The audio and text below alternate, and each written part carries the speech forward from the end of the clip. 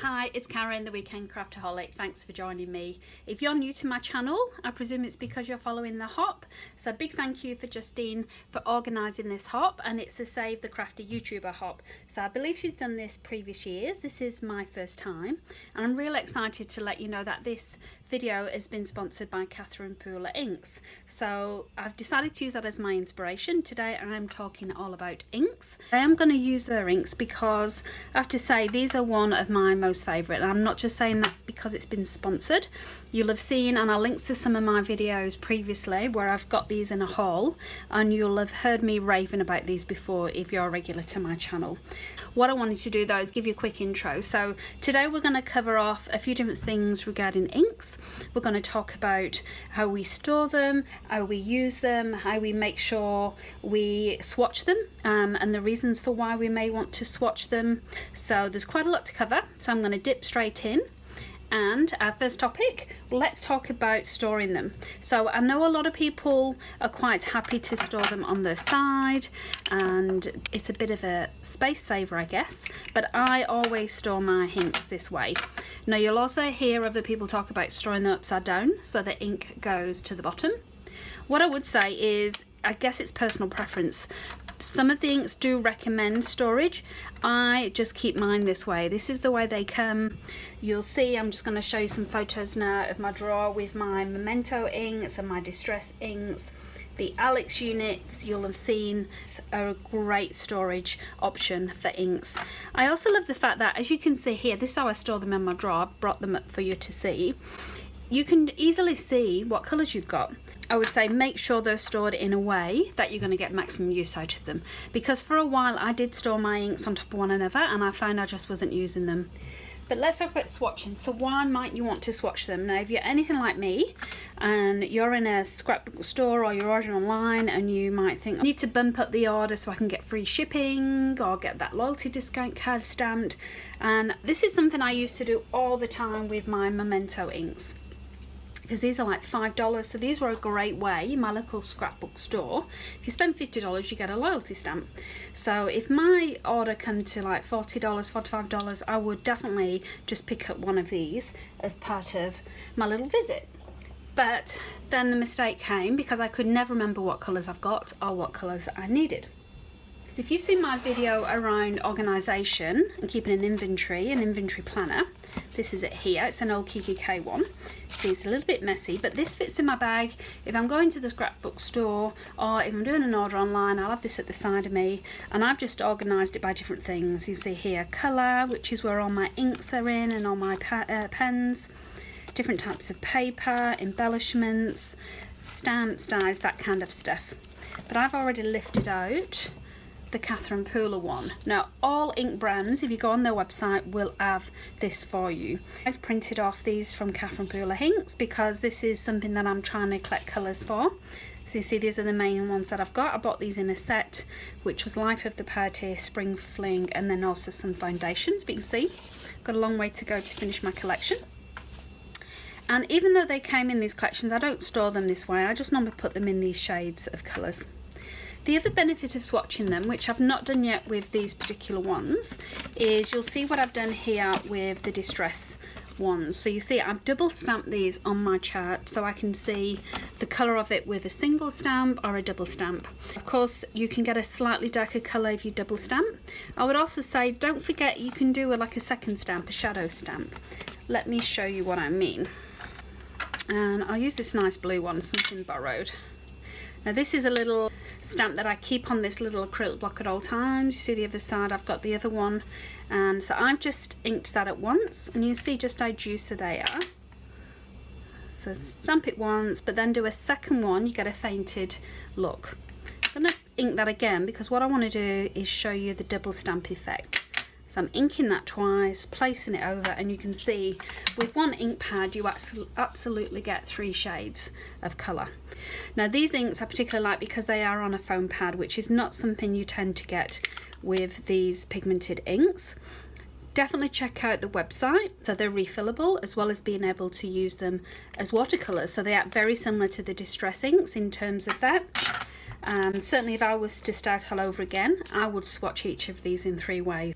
Okay, so let's try some embossing. So I'm just using normal copy paper here, and we'll do this nice green colour. And you see, you don't have to press it down too much at all to get a nice coverage of ink. You can see I've hardly pressed that down. In fact, if you press it too much, you'll get ink all around your acrylic block. So I'll just do a couple of those. Now they do stay wet for a little while. I wouldn't say too long. You can see the difference there between what I've added on both of those. So because that first stamp had a little bit more drying time than the second one, you can still see a little bit more of that green peeping through. So you do have to be quick, but nevertheless it will still stay wet enough for you to emboss on it. So let's just use our heat gun now.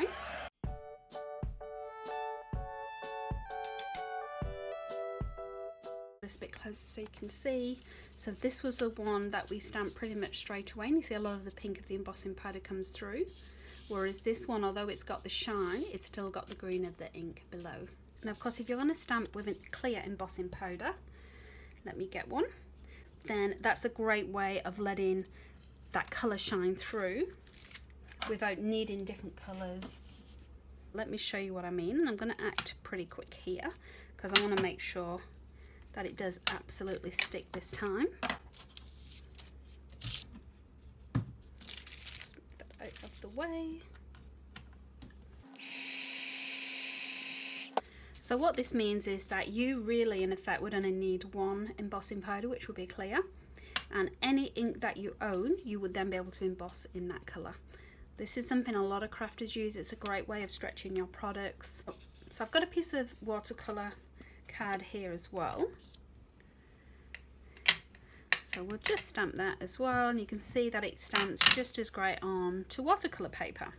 Now what I want to do though, to show you the watercolour effect, I'm just going to smush this onto my mat here. If you're using one of these water pens that's already got a bit of water into it, you can just pick that up and then start painting straight on, and then obviously with these pens you give them a little bit of a squeeze, a bit more water comes out, and then it's a really good way of actually blending your inks as well.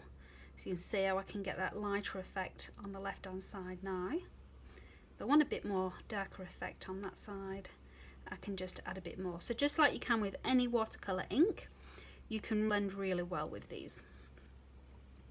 So I don't know why I chose blue for a pineapple, but there you go. And then just, if you've got these, you'll know you can just squeeze that out and eventually it will start running clear for you as well. The spritzer. So you can add water to it and you can see just well these inks react to that. And do you see what I mean about the vibrant colour? They're absolutely fantastic. Now let me get a piece of scrap paper. This is a scrap piece of blending cardstock, which is what we want. Got a little bit of a mark on, you can see I was using it before for practicing, but now we've got these smushed, you can use it just like you can with any watercolour ink, where you can dab it straight in. If you wanted to, you could blot that off as well to give you a nice textured effect, or let's smush that again, gather in all of the corners. And then you can see what happens when I add more water to that. It reacts really well. It's a really good watercolour effect with these, and of course you could use your heat gun to dry that off a little bit quicker. Now we need some alcohol markers, and I've got these from Kaiser Craft. I don't have Copics, so let's do pink, and I am just going to make a nice pink pineapple.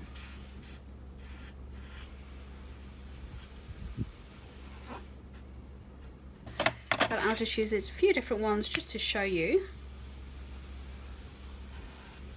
that you can very easily use your Copic markers with these inks, and you can see it goes straight over, there's no smudging. It works absolutely perfect with alcohol markers.